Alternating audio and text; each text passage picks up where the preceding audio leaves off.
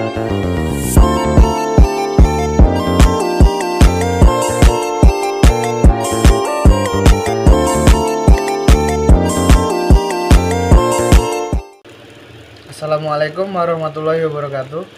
Saya Arif Firmansyah dengan MPM 2200053010004 Prodi Agroteknologi. Ingin menjelaskan tentang materi asam amino. Asam amino adalah asam karboksil yang mempunyai gugus amino. Asam amino yang terdapat sebagai komponen protein mempunyai gugus NH2 pada atom karbon A dari posisi gugus COOH. Asam amino termasuk golongan senyawa yang mempunyai banyak dipelajari karena salah satu fungsinya dalam sebagai penyusun protein yang sangat penting dalam organisme. Adapun macam-macam amino. Yang pertama, asam amino esensial. Tumbuhan dan bakteri bisa mensintesis 20 asam amino. Kita sebagai manusia tidak dapat mensintesis 9 dari 20 asam amino tersebut. 9 asam amino tersebut hanya diperoleh dari makanan yang kita makan dan dinamakan asam amino esensial. Yang kedua, asam amino esensial merupakan asam amino yang tidak dapat diensintesis oleh tubuh kita sehingga harus ada di dalam makanan yang kita makan. Macam-macam asam amino esensial. Yang pertama, alanin. Yang kedua, arginine. Yang ketiga, asparagine. Yang keempat, aspartate. Yang ketiga, biosintesis asam amino. Berdasarkan klarifikasi atau macamnya, asam amino dapat dibedakan menjadi dua, yaitu asam amino esensial dan asam amino non-esensial. Biosintesis asam amino esensial melalui jalur proses yang kompleks, sedangkan biosintesis asam amino non esensial dapat melalui jalur atau proses yang sederhana. Berikutnya, manfaat asam amino.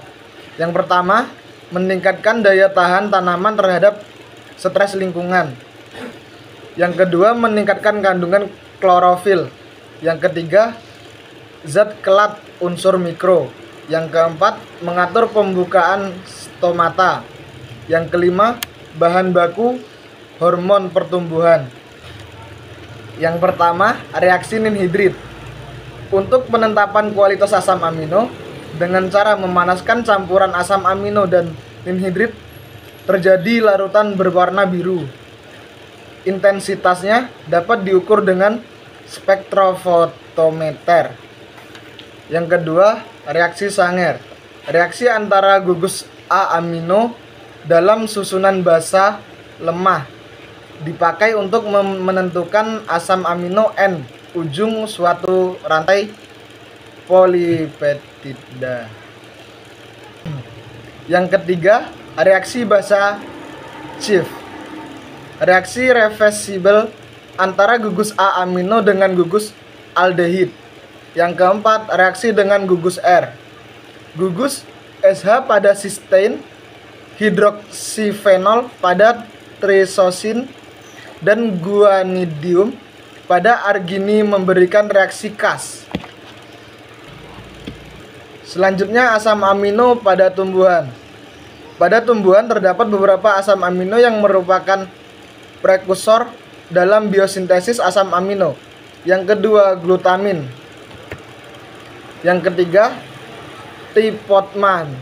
Yang keempat, alanin. Yang kelima, metionin. Yang keenam, asparagin. Yang ketujuh, aspartat. Yang kedelapan, cysteine. Yang kesembilan, serin. Udah. Sekian penjelasan dari saya. Terima kasih.